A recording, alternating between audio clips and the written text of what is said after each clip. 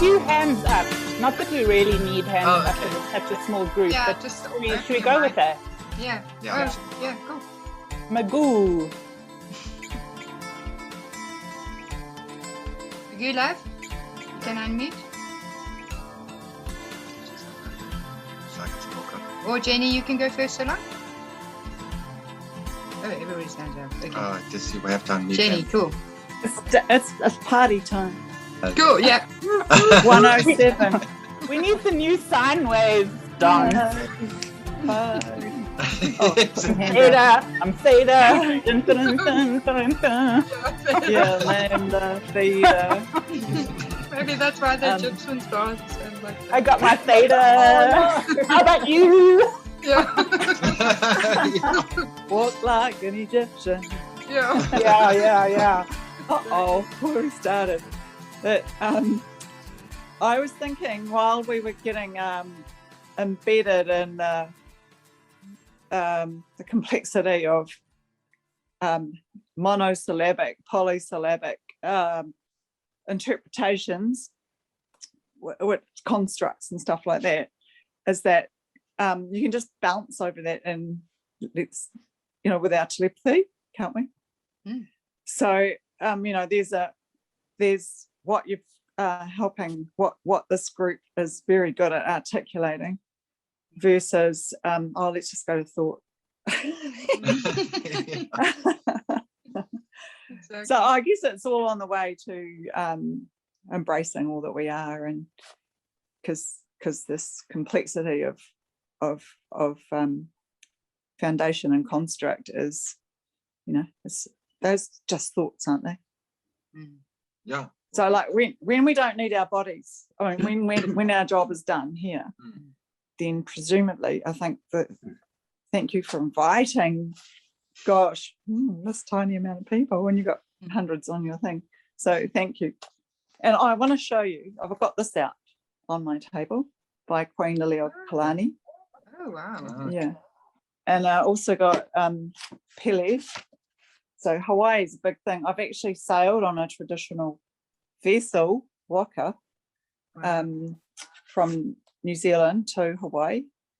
And it's so and so forth. And trinkets, USA, not 1976. I was an exchange student to Roswell. Wow. So and I've been to Greece. Oh, wow. So, awesome. All of it signed together. Wow. Yes. So after the America's Cup in the 80s, in my 20s, then I knew I'd go on an adventure one day, ended up in the Mediterranean. But to get there, you had to stop in various places. But so this conversation, because I kept thinking, why was I sent to Roswell? But your group, out of all the trails and the little side, here we are.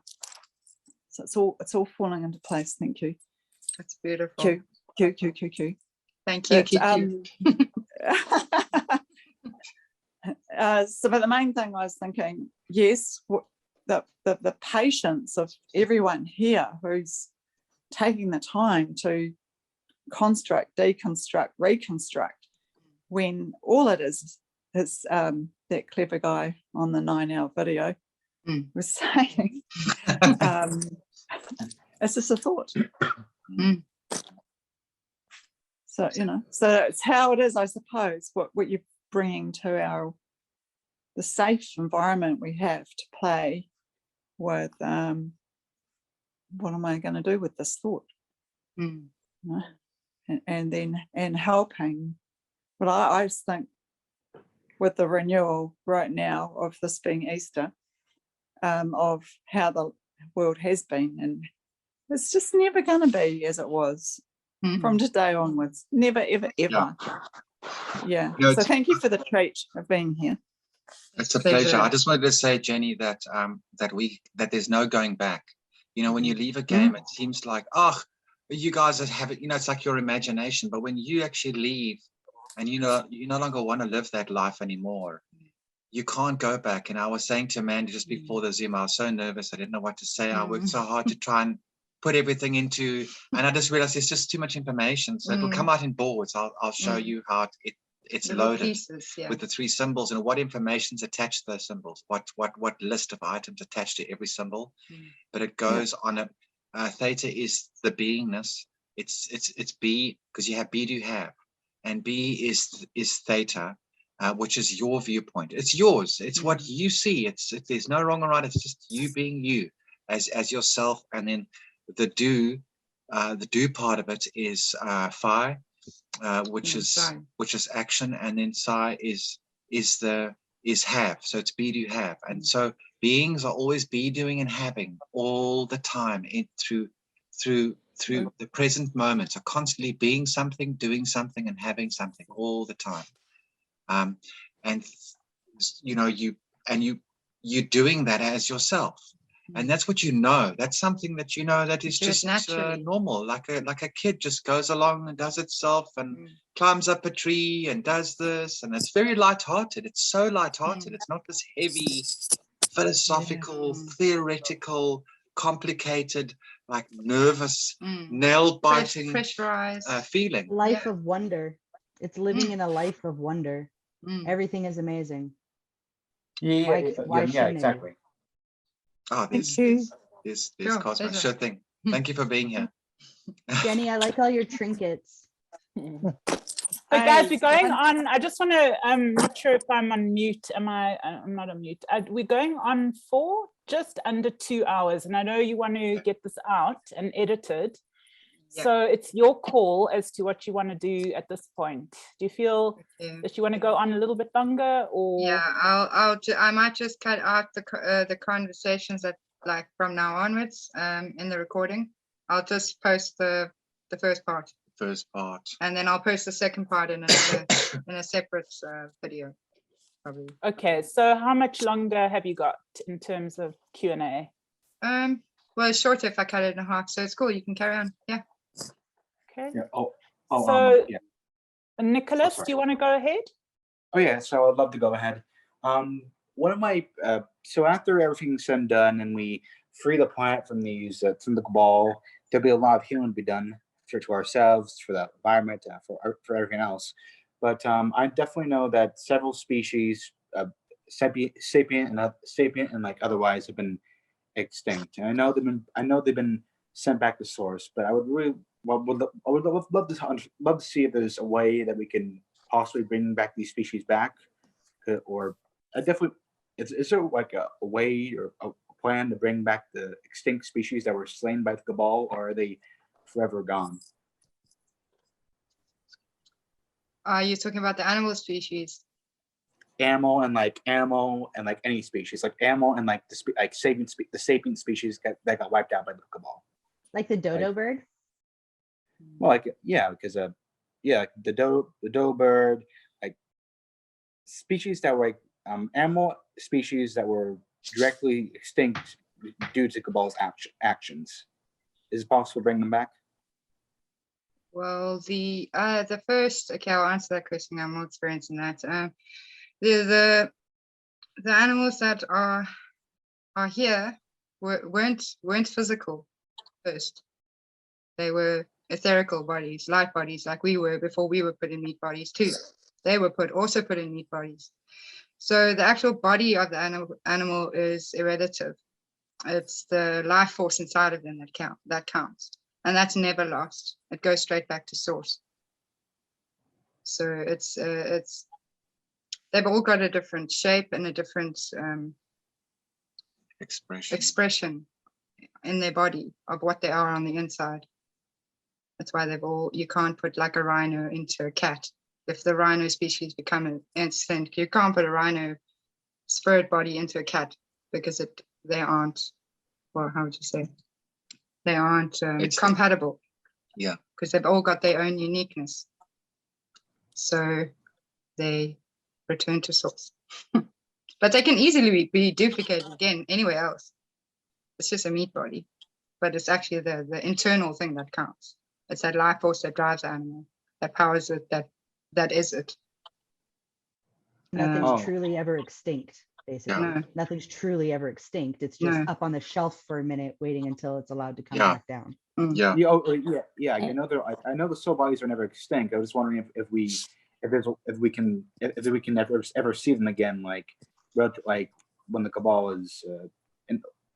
Oh yeah. I'm You could just recreate them in a lab like they were in the first place. I wanted to mention The meat bodies were created in a lab, so Oh. it was a big effort from a lot of different planetary systems to make the bodies. But yes, it can be done again. Oh, okay. Okay, thanks for answering. Thanks for answering the question, because that's been really been on my mind for a long time. Because I love animals, and just Don't worry, they're all good. I know they're all Got them good. back. It's like but seeing how they were absolutely taken advantage of, just revolting, Yeah, there are. I mean, the intelligence. I wanted to say, like, this actually is where the future's going. So this is something from the future. So when we, it's not the far. It's in our lifetimes, because we're going to end up going into that the age of technology, which is the age of enlightenment, and then we're actually all going to be working together to do things. So we're going to learn to understand, because man's also been fooling around with animals with genetics as well. You see some of these people trying to make different animals and mixing one animal with another, or you have that phenomenon These where hybrids, where they're trying to make their own animals or whatever. I mean, you've seen what they're doing with genes. They seem to be very excited about that, but they're not ethical. They're unethical. And not only that, they think just because they can edit the genes, they're now God, essentially. That's yes, stupid, that's right. they're playing God. Yeah, that's right. And also, Cosmo, I just wanted to just enlighten people a little bit. Like, we had a session the other day, and some very amazing things happened in that session for you. And I just wanted, like, the fact that Cosmo did something that was very rare and interesting. So obviously we can't tell you the specifics of it, the detail of it. Cosmo was interested in finding out more about himself. Yes. And correct. And that was his goal for the session. And then what we did was we went to various locations, right? Yeah, we went to like a vast majority of locations. I wasn't even tired. I wasn't even tired at the end of it. It was pretty nice. So and then you wanted to say?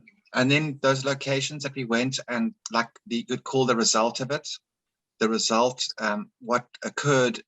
Well, all the locations that he found himself in, he went there.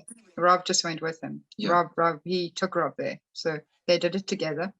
And then when whatever location he ended up in, that's actually a memory. Because memories, locations have data in them. Like Cosmo said himself when he was in session, he's like, I love places. I love locations because they hold so much data in them. So then they all actually are all memories from all the different places he's been in the different lifetimes. And then the last place he found himself was very rare. Yeah. Put it that way. So Cosmo, the actual, like, were you able to recover data? Like, it's kind of like being teleported in a way, you could say? Yeah, like I recovered the data like pretty nice, pretty efficiently. I just focused on, like, for me, I just focused on a specific. First, I had a question in my mind, like saying, who was I before I came here? And then so I let the memories come to me, and there was a general thing, and in each of the memories there was a general concept or theme associated with them all. So I kept following that theme, and that's what led me to that very, very rare memory. Yes. And then an experience that went along. So it was actually, you were actually there, and it was actually a genuine experience. Yeah, it was. So where Cosmo ended up in, you could say, like, between lives area. Like, that's the area that he found himself in. and the experiences that went along with it, Cosmo? Yeah, like I felt the actual motions, like like the actual motions if you were actually there. Mm. And it felt so clear, and like it was pretty something else. And during the entire it felt like natural. It felt like I was in the zone, honestly. That would be like theta bandwidth, wouldn't it? Because that's between the living and the dead, that you can exist in that theta bandwidth. Yes. That is that's your continuity of consciousness. Yeah. I think you That's described amazing. it. I think you described it as what? How did you describe it? As what was it? What did he say? Like zero. Zero gravity. Yeah, zero gravity. Zero gravity. Like Zero. How exciting! I mean, the entire thing felt like zero gravity. Like it was like very amazing. Wow. And it didn't make you feel strange at all. You felt completely like yourself. And I felt like better than I have in a long time. Well, there you go. So it just goes to the show, natural state. Just goes to show you that it's not, it's not a kind of a weird, strange thing. It's actually a very natural, very comfortable place to be.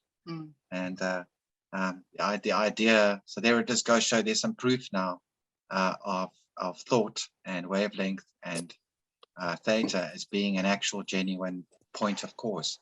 You are that point of cause, and you're the one who changes all consideration. You have that power to change considerations about self. Don't need to be a physical human being. And that's what Jesus Christ was showing, the demonstration. We are on the day of resurrection. You don't need to resurrect. What is it? Die in order to resurrect. You are within, you are as great as you allow yourself. Resurrection is like the awakening of your being. It's the awakening of who you are. Cosmo used a really good word when he said clarity. Because you, Rob, my friend, seem to have the ability to be able to wake up the big beings to find out who we are. And when Cosmo said it was like clarity, same. When you find out who you are in the game, the clarity is instantaneous. Like I see the world now like I never saw it before, and it comes from the clarity of understanding who you are. So beautiful. There's Magoo. She's been trying to come in, I think. Is that Magoo speaking? No, Sandra's tried to say something. Sandra. All right. Thank you. Yes, I wasn't sure. I know I had my hand up, so I want to just thank you for another wonderful presentation. I will say an incredible synchronicity happened last night. David Strait, with the same as spelling, spoke almost word for word the gentleman that spoke today on the video that you shared with us. So that's an incredible synchronicity. Wow. Yep. I've been watching that too. I wanted to tell you David, that in the chat. Yeah, and you know what? Because that's the first time I come across him yesterday, because I'll be brief. I know everyone has so many things to say. But having said that, so while I am trying on the medical end to try to explain how snake venom is the cause of what was put upon humanity, and the ticket is the loss of taste and smell. That's been another project I've been on. But so this is where I share many of your videos, and I find people have difficulty understanding the concepts, and even educated people. So I guess, and I try to help break it down so that they can understand. And I also notice I have an affinity toward the letters of the different languages. So as you showed, obviously when we're studying in medical school, you learn all your Greek letters. And I see like in the Hebrew letter shin, if you just take, I think was it, what was your top one? Was it Sai, the top one at the top with the 3 prongs? Oh, No, sorry. yeah, sorry. Sai. So if you cut off the bottom of Sai, it's a shin in Hebrew. Oh, wow. And yeah, I'm in fact, I actually took out my Old Testament here. I can video what a hi there, hi everybody. Hi. So let's see if I can show you this is the first Hebrew word, Bereshit. This is Hebrew. And you see the shin? Oh, the yes, 3 right in the prongs? center. Wow. Wait, yes. wait, let's just make it, just hang on, let me just try and make it Yeah, big. big. Let me just Happy? I'm sorry, wait. Amanda. I'm so bad at this. No, add, it's cool. how do I do it? I go to Okay. add spotlight. Hey, let me Yes. try. Oh, now there's 2 spotlights. Okay, anyway, we can see you. Miracles. Do you want me to, should I stay like this or, okay, so you see that shin there? That's See. shin. And shin is a real important letter in the Hebrew alphabet, right? And then there are other, so this is Genesis. This is the first word. Where's my finger? Wait, I have like retard. Oh, there's my finger. That's the very first word of the Old Testament. This is the first word of Genesis, Bereshit, which means in the beginning. Wow. So having said that, so I've been looking at, your Korean alphabets and your Chinese characters and trying to just see where are they similar? Are they, I do know the 2 cultures, China and India are very old, much older than our current culture. Yeah. So it's fascinating just to look at the different letters as, you showed today. And the one other thing I will tell you that I am noticing that your intestine have a tremendous amount of nerves, right? And lately I am having these downloads and they go right into my gut. Wow. And so a lot of people, I'll try to sum it all up. Gosh, there's so much to say. A lot of people are talking about ascension, right? And we're ascending, we're going to 4D, we're going to 5D, da, da, da, da, da. And my gut is telling me not yet. My gut is telling me we have to fix 3D because Yes. how do you go from shit to heaven without cleaning the shit up, right? That's right. There's no fast track to ascension. There's no fast track. There's no fast track, right? So I'm sitting here. So I mentioned this on another gentleman's. I listen. I'm older than most of these young people, and he talks about Asha Nadine, who's also very difficult to understand her explanations of things, and Elena Danan. So he's already like we're already shifting, and I just said to him, I said, that's not possible. It's not possible. Until we clean up 3D, how are we going to go? How are we going to pass the 3rd grade and go to the 4th grade? You can't, right? Yeah. So they weren't thrilled with that. With that, I can imagine. Yeah. I got to be real careful because I don't want to step on toes. And so my biggest indicator right now, and this is why I love Rob and Mick so much. And I have so many personal questions to ask you because I'm such a nosy person, but I won't. I'm still wondering why you won't make a baby, but it's okay. You don't have to answer. I really do want to know the answer, but I know you can't tell me, or you'll have to kill me. No. By the way, I really mind fucked this one channel because I told him, I said, do you know the name of Earth, the real name of Earth? and everyone's like, what? And then somebody's like, well, there's been many names. I said, well, I'll tell you, I'll give you a hint. It starts with an S, it ends with an N, and then it's got two numbers of the same value. And so nobody had a clue of what I was even saying. So I just said, okay, I said, go do your homework. And so that's how I'm, while trying to figure out, because I am trying to connect, I'm not selling water filtration systems.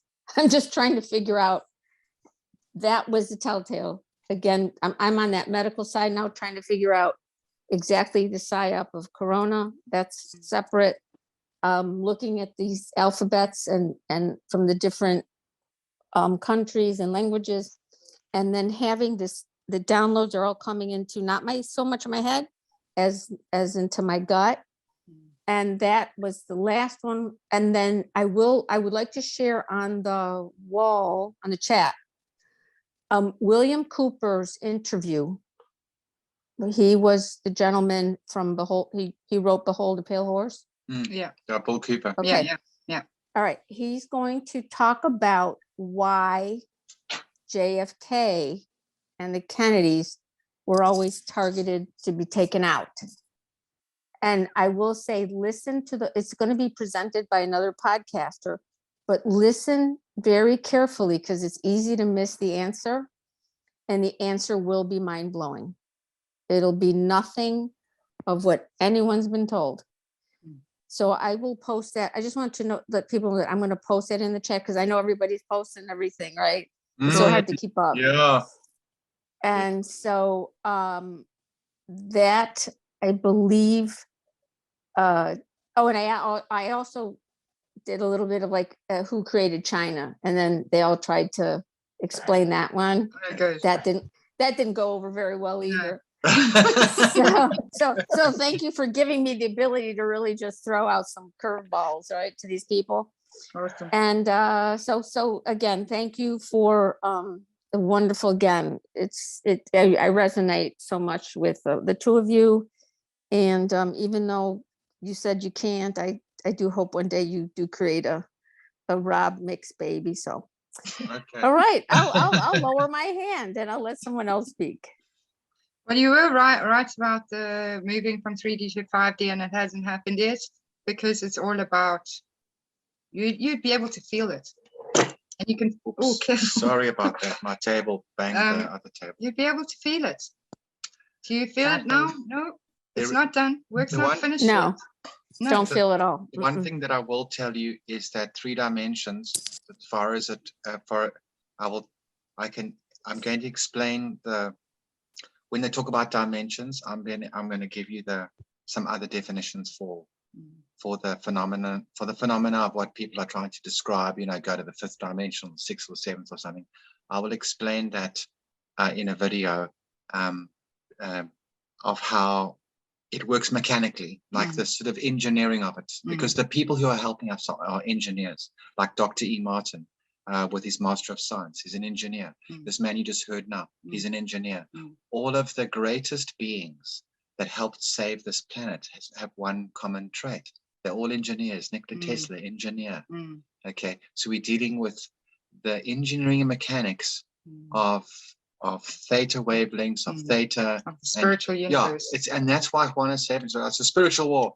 Well, and I'm sure the Cabal don't see it like that. They, as far as I'm concerned, it's a physical money war, of assets and oil and power and politics. It's not.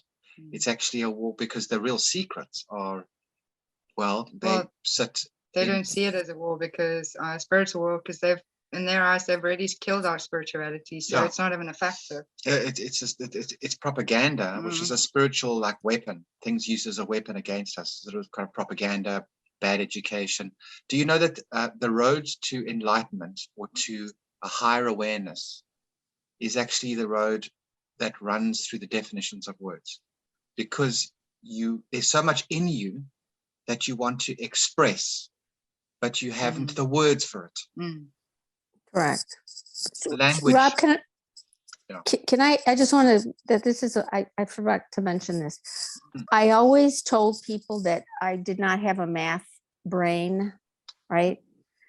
And tell me if I may be off the mark, but I think that my brain did not absorb mathematics because it knew intuitively that it was wrong.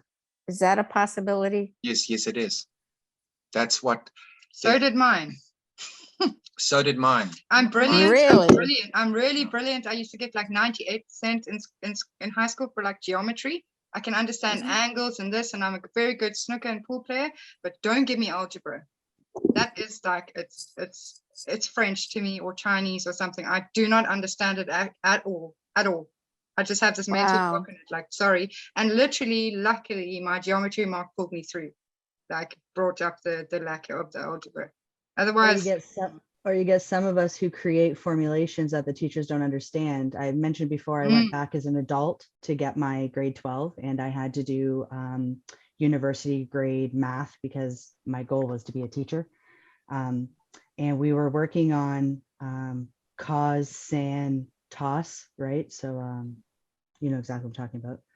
And I would be able to use cos to figure out san and san to figure out cos. And I'd be able to cross in between the different algebraic rhythms to get the answers. And she would always give me half points. And she'd give me half points because I got the correct answer, but apparently used the wrong method. And I said, but why does the method matter if I got the answer? Exactly. So That's what I always tell say. people, right. So I tell people, no, I'm not a math person, but I'm a numbers person. Nice. Yeah, that's true. I when I was at school, there was this thing with the block. Okay, Amanda, we'll come back to you now. There was this thing with the block, you know, 2 plus block equals something.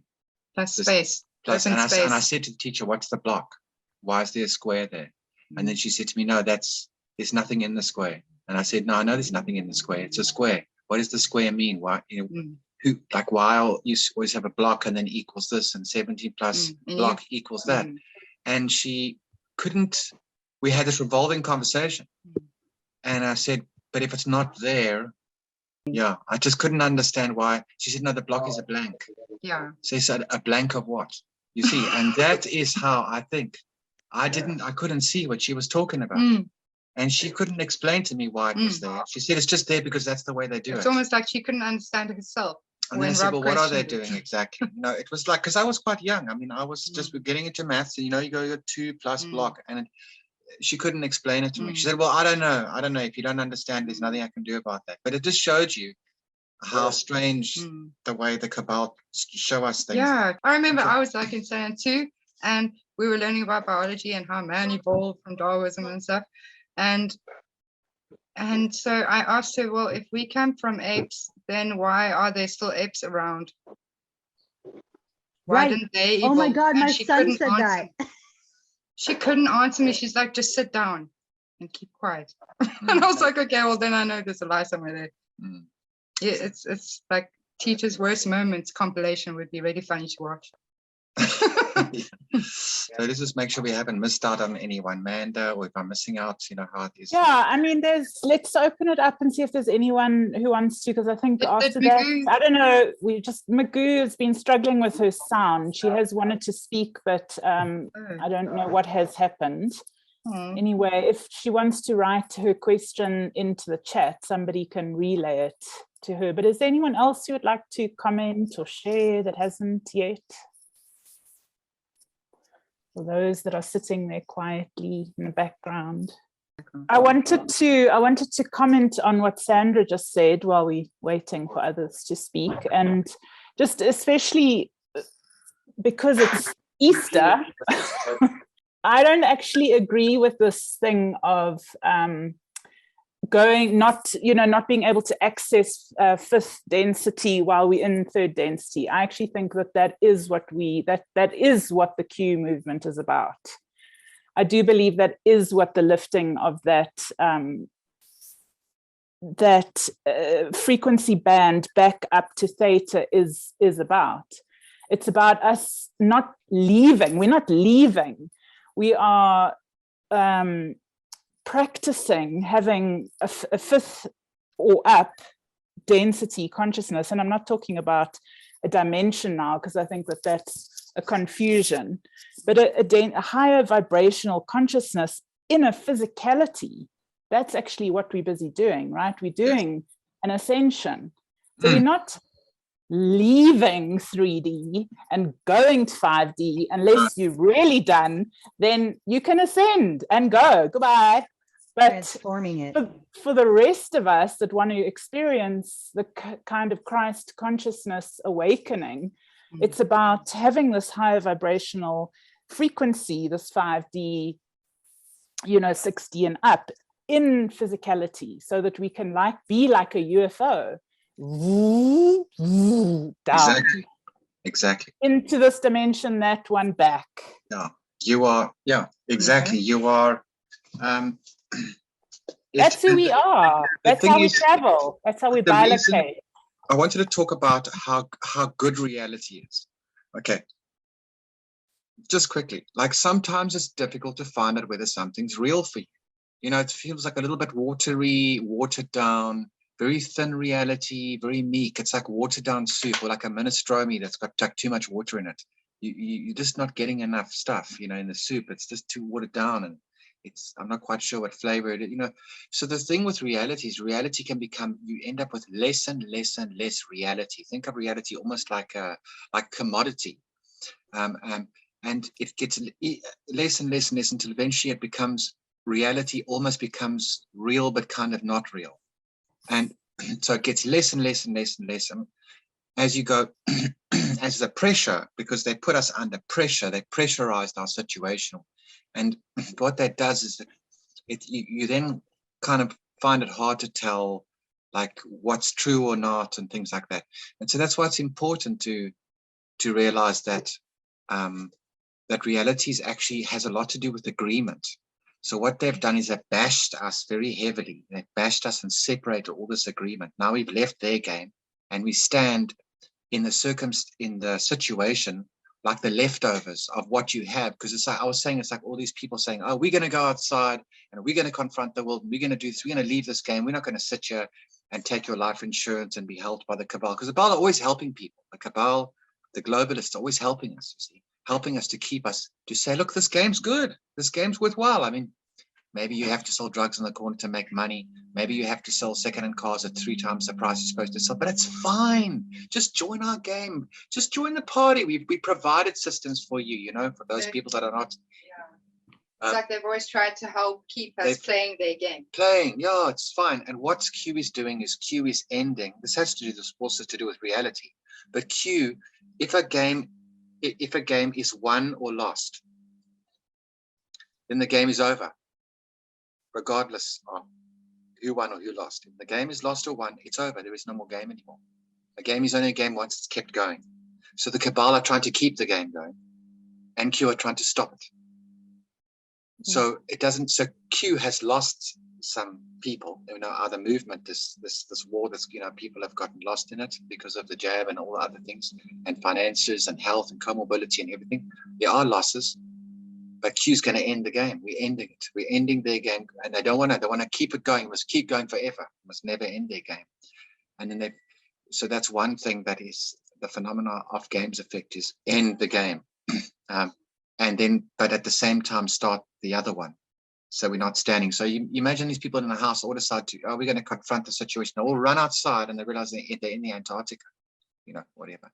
And suddenly it's so cold, and they're standing and think, well, this is pretty hectic. We didn't really realize that it was so hectic to be on our own, that we're not, with inside that house anymore. And then they all have to huddle together to keep warm and to survive, like the emperor penguins.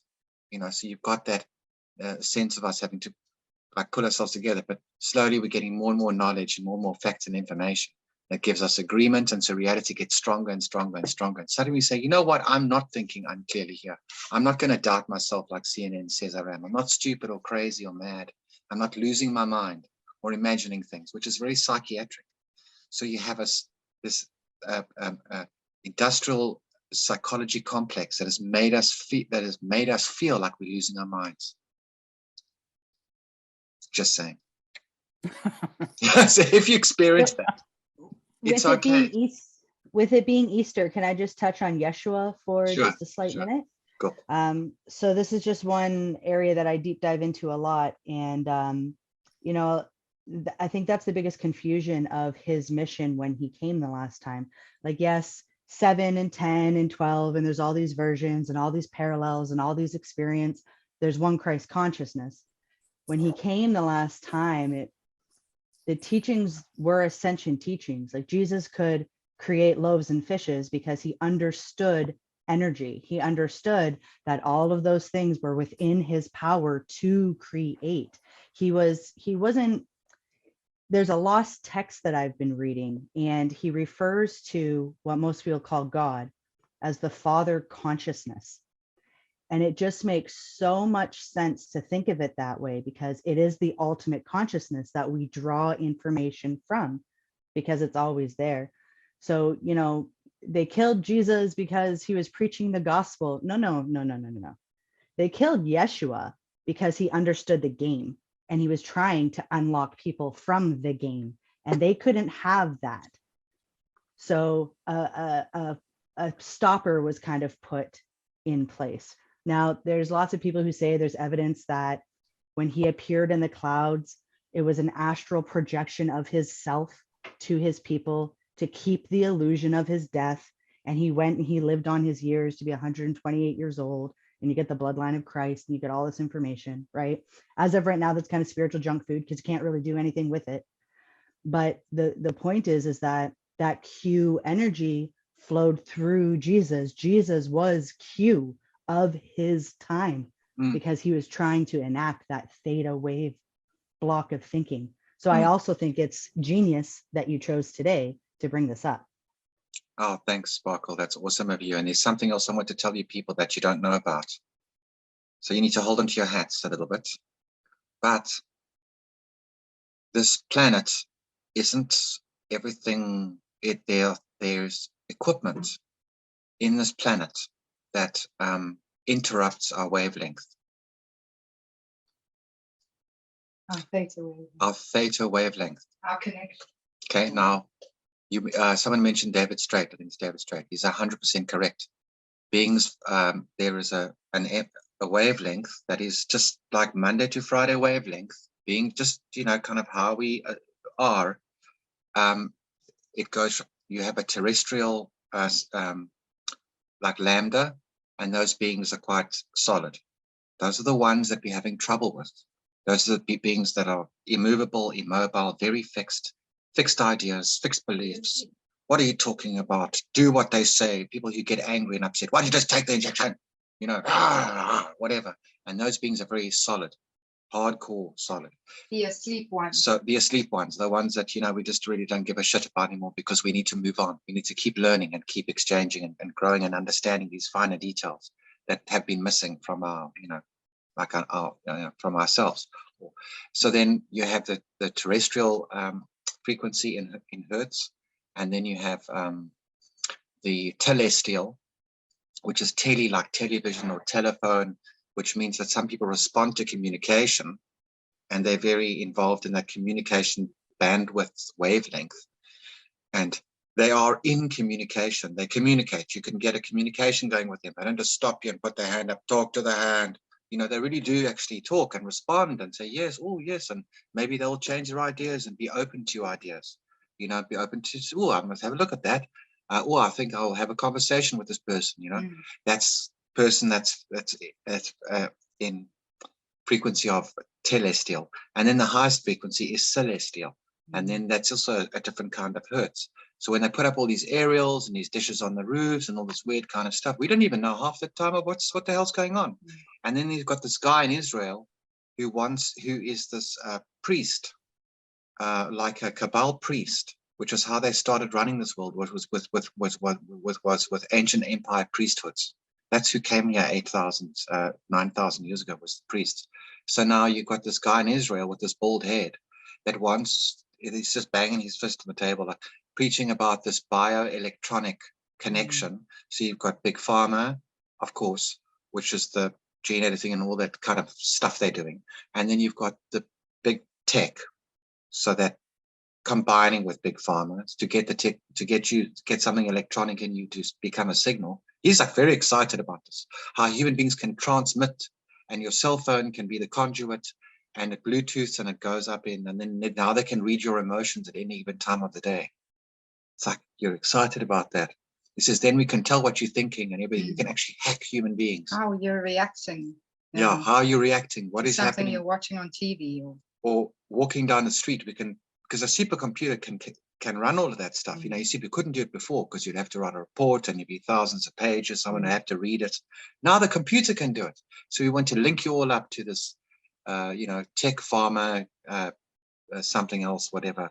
And it's like scary stuff. So it just shows you how they're trying to tap into people's wavelengths and make sure that we don't get out of here. So there is equipment on this planet that affects us and our natural God-given wavelengths. So don't feel like you are short of horsepower. It's very difficult to maintain your position, you know, and that breaks our agreement because we are the thing that that is lacking the most is us experiencing ourselves.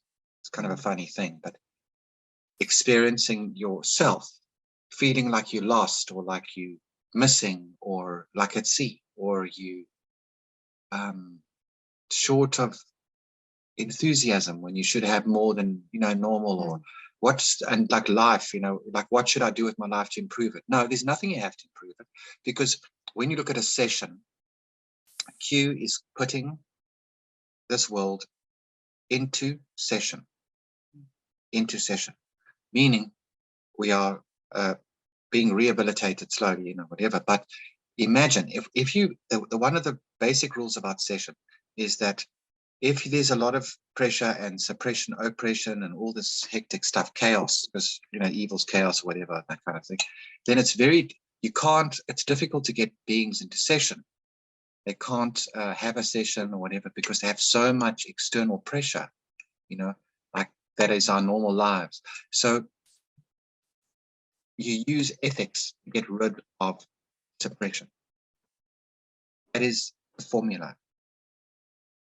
You use the power of ethics, justice, enlightenment people, plus changing of states of operation. So we are bashing the suppression out the way so that we can actually, and don't feel, if you feel nauseous or if you feel ill or if you feel like distorted, it's okay, because that's us. So when you confront suppression, what comes up, what rises from the depths of confronting it all over the world is this confusion, because suppression causes confusion and it causes this heavy emotion. So we're feeling those emotions, we're feeling that, all that stuff, so it's coming off. And so that's why it passes through us. It's passing through us like a conduit. We are, it is, so that's just something to note. That's why it's so difficult to get people to help people in this world. It's a very difficult task, very, you know, hard to do because so many people have so much pressure. Not everyone, but some people have like a lot of difficulty and pressure. Is there something to recognize? That's all. This is something else. But I mean, I'm basically said my piece here. But we haven't asked a question. So it's a very small Q drop, but very significant. Is Magoo back on? You want to try to speak, love, Magoo? Try now, Magoo. Said she connected to audio. It seems that her audio is completely gone. I can't even see an audio on it. Yeah. So when I open up the block, it just doesn't have, it just has mute and there's no audio there at all. That's so weird. It's never happened when we Zoom with her. And then so also strange. just the last thing, if you're interested, if anyone Sorry, you want to ask any questions, the real, genuine. Okay, yeah, you go first. Is it the evil of this world? Like I said on that video, what was the lady's name, the one that asked me about it? The real name of Earth. Should I give him the real name of Earth? Yeah. Should I do the real name of Earth, or shall we do it next? Well, this week we have to do all those videos coming up. In the week, I'll release the real name of Earth. This week, promise. And like the one lady guessed, that one that's promise. Always, she said that the numeral, it's a name, starts with an S, ends with an N, with two numerals. Or two numerals. Yes, she was correct. It's 33. So as you can see, 33 degree Mason means that, you know, there's this word 33 degree Mason all around the world. That's okay. You can tell them. Just tell them. So basically, I'll just tell them what the real name is of Earth is on the survey documents from the head office of this galaxy, the surveying you know, the name referred to as Earth, which actually is its name as far it in a galactic way, because its real name's not Earth. Earth is just a word that We've called it Earth. That's generic. Yeah. It's a generic term. Earth means soil. It means matter. Means, so that's why we Right, call it ground. that. Yeah. It's not because it's Mhm. only to do with this. the real name of Earth is Station 33. Yes. What it is. Station. Wow. Wow. Yes. Okay, now we know where we are. That's where we are. Station 33. That's a good thing. And location is 80% of your being. Know your location. Know where Know you where are. you are. Exactly. And didn't you say it's a slingshot? Something about a slingshot? I said it was a platform. I gave you a clue. I said it was a platform. The clue for S, starting with S and ending with N, is it's a place where you get off and place where you get on. It's so It's a like station Oh. platform. a station. You get off and where Okay. you get on. Wow. Like 9 Thank 3/4, you. only this one sucks. Harry Potter reference, like 9 3/4, only this one sucks. Station 33. We don't want to be here. No. Yeah. We want to be here. And that comes from a long time ago and far away. Okay. Like I said, when I say to people, I have some, you know, like recall of my past lives, whatever. Yes, I do. I do have genuine, hardcore, 100% as crystal clear recall, but I don't have the entirety of it. Do you understand what I mean? I only have the principle, the bigger, the most important parts. Parts that like, matter, he remembers. Yeah. And that's why at 12 years old, I managed to get to the Parthenon at 12. My father bought me the ticket and whatever, and I made it to Athens, and I went up that hill, and I was standing there at the Parthenon. I took my camera and I had one of those old cameras. My dad gave me one, and then you wind that little thing and you put the timer on and you balance it on a rock, and I ran and I stood in front of the Parthenon, took this little picture. It's so cute. I'm like this size, but I'm standing there. You know, and there's funny things that I had to sort of do and everything, you know. I'm losing my mind. I can't explain to anyone. My dad's like, what's going on? I'm like, I don't know what's going on. Just let me I have to do this, you know. And it was just me being. So it was going back to his roots to Greece, going back ancient Greece.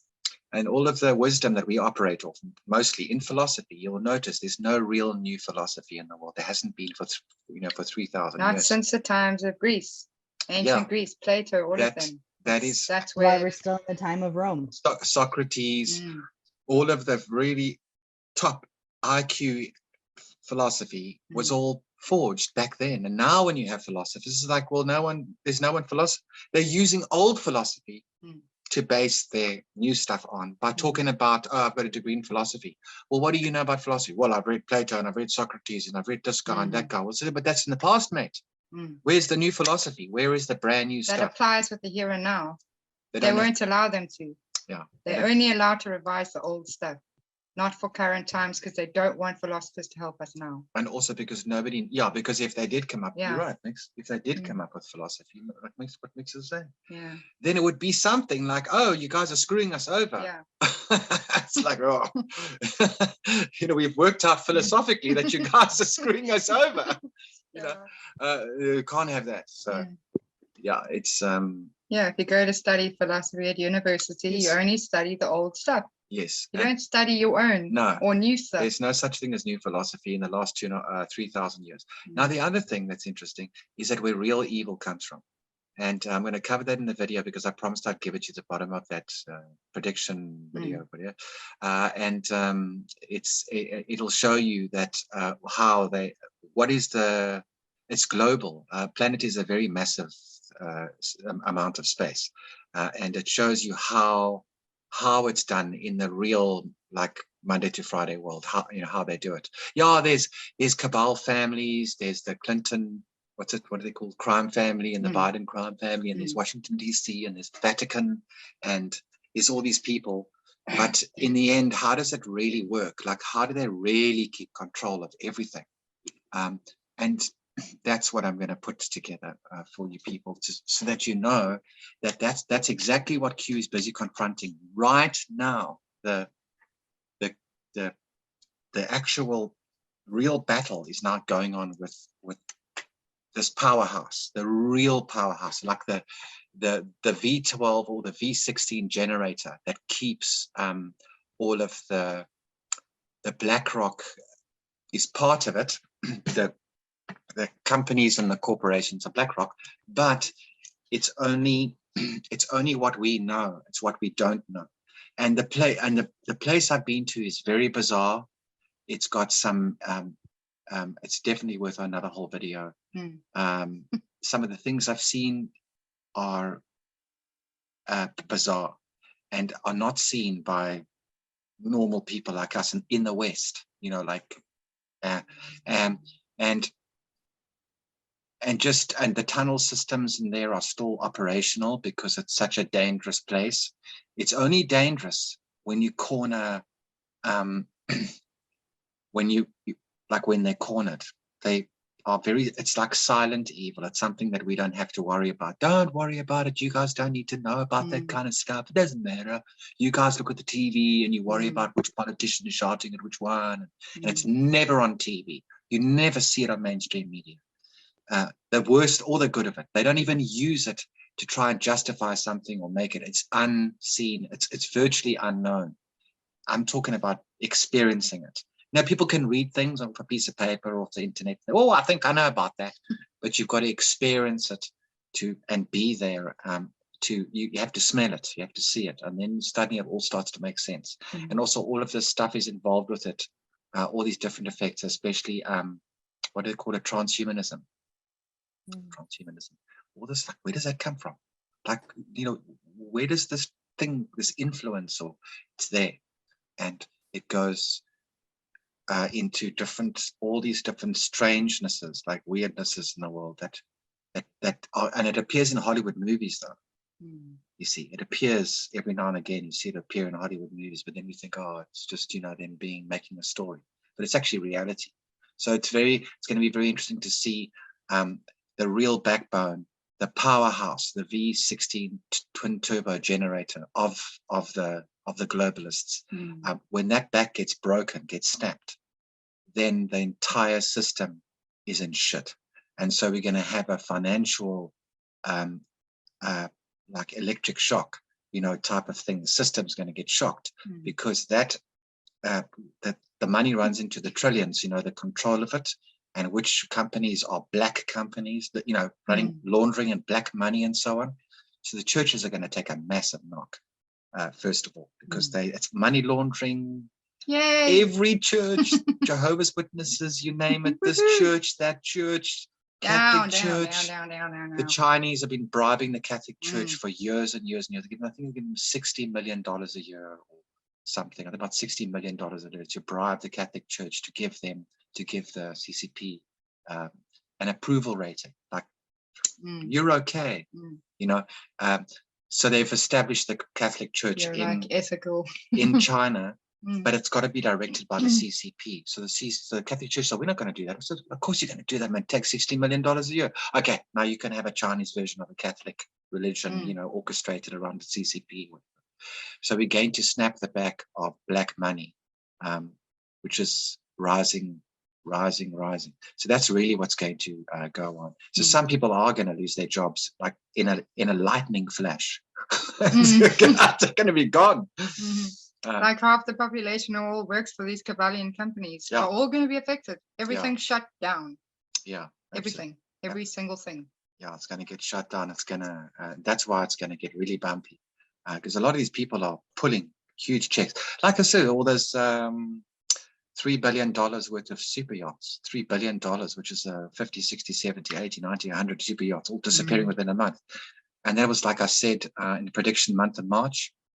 March. And then in March, it was Ukraine and super yachts and Dr. E. Martin putting a federal case, which is the highest court case in the land against the crime Biden family and all this drama.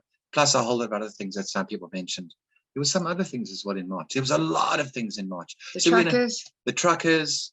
What else was there? So many things. So we'll make a video and maybe we'll do something with Sparkle or Amanda, whatever. Yeah, we still have to do the March video.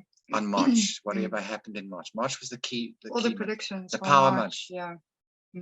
Yeah. So it's happening all on time. Everything's on time. Nothing's out of time. It's precisely timed. It's surgical. So anyhow, and then was something else that was on. Jenny asked a question there in the chat a while back. I'm not sure if you want to address that before you move Oh, on. And we okay. did, and then Patty put up her hand right after. Okay. Well,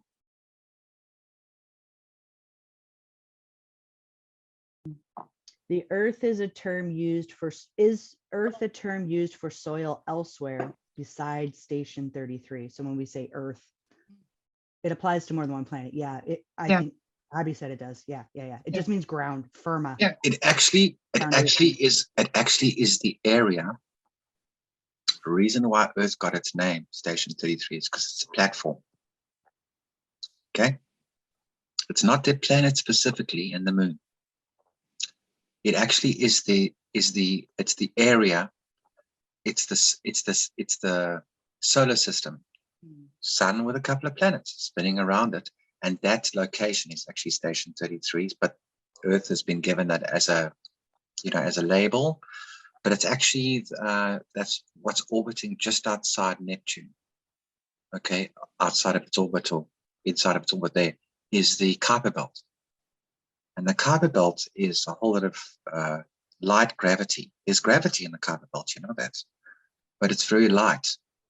And so when they jump out and jump into this galaxy using space wagons, this galaxy, the best place to jump out of this galaxy and jump back in is Station 33.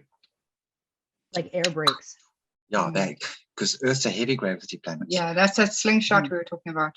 It like slingshots you into wherever your destination is, or pulls you back in. Because when you come in at that speed, you want low gravity, but you've got to land on the outskirts. And if you look at the most obvious thing is if you take the galaxy and then you take where planet Earth is, or Station 33, it's right on the tippy, it's right on the edge of the galaxy. So we come in to the edge of the galaxy. And what like when you're driving on the I-92 and you got to stop at the gas station and pull over for a second. Exactly. So you want a place to arrive, and then from landing. there, and these space wagons are fucking fast.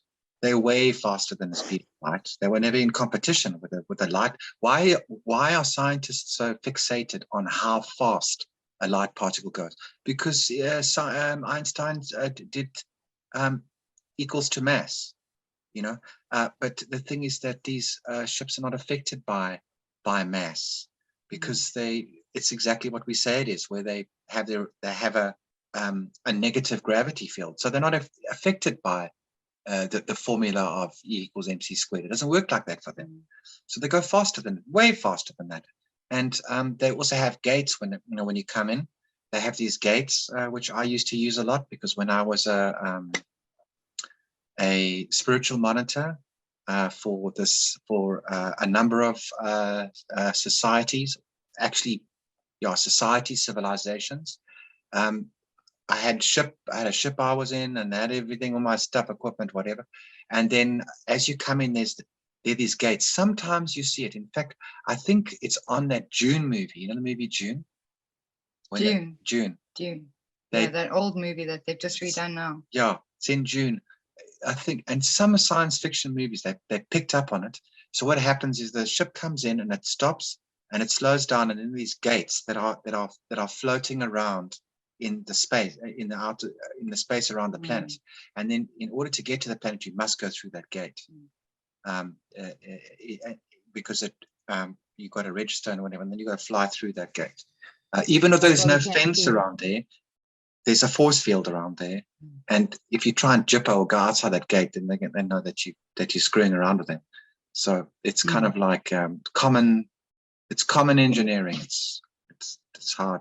It's like when you look through your telescope and you're looking at Mars, or you're looking at Jupiter, or you're looking at Venus, you're not really seeing the planet, because you have to go through the gate to get through the illusion of the protection of the planet to see what's actually happening there. It's like, no, you can see it and everything, but if you don't fly through that gate, then they're going to come after you, because that's the only like a checkpoint, like border security. Yeah. So what I used to do is something very clever. I had an extremely fast ship, because I had a very high position. So I had a lot of fucking cool toys. Okay, basically whatever. And so what I used to do, is a ship would go into this gate, and it's registered and everything. And this happened later on in my career. So I had a very long career of like very long duration with these societies. Okay. So because they don't change people on a post. A person in my position, once you're there and you're on post, they don't change you. They don't put somebody in your place, because then you end up becoming so competent, kind of competent or whatever, so good at what you do that you're part of the system. Okay, so now you come in anyway, so that's why you end up with the best stuff and whatever, because you're talking about periods of far longer durations than 80 years of human life or whatever, or 90 years as much. That's like ridiculous. Yeah. So anyway, but the one time there was a circumstance that happened much, much later towards the end of that period of time, where the cabal had caught up with the society that I was like managing. One of the managers, you have different people doing different things. My hat was the spiritual monitor side of things. So then as this ship would come into this gate, I would be going extremely fast, and I would clip just as it went through the gate at the exact same nanosecond as the ship was passing through that gate. I would pass and like intercept it and just be underneath the hull of that ship, and then straight through. So they would get a little bit. What was that? It's like, was something? Did you drop some cargo from the ship or something? And it was me just stealthily, very, very quick, super fast. Yeah, skimming by. Your calculations have to be absolutely accurate, because if you like if you a small distance out, you will just collide with that ship, because you've got to be very close to it. You can't be at a kind of a 100-meter distance. That's too far away. You've got to be it's got to look like the same body. Wow, that's very exciting. Yeah, it's very exciting. It's like the that's super exciting. I'm sure we've all, I identify with riding in ships a lot. I'm sure we've all had that, not so long ago. We all remember it. Yeah. But when was that, Rob? That was a long time ago. That was the Holocaust in this galaxy was somewhere between 80 and 70, somewhere around 80, 70, 65. I'm not quite sort of a million years ago, like not so long ago.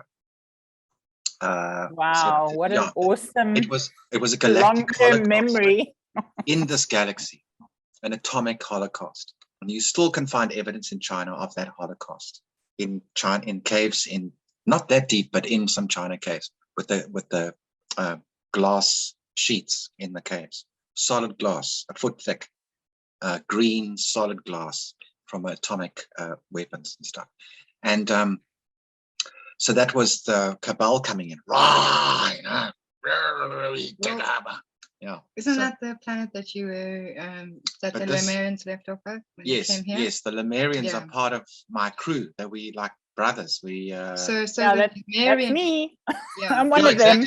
The Lemurian race actually comes from one of the planets that Rob spiritual monitored. So it was like his clan kind of thing.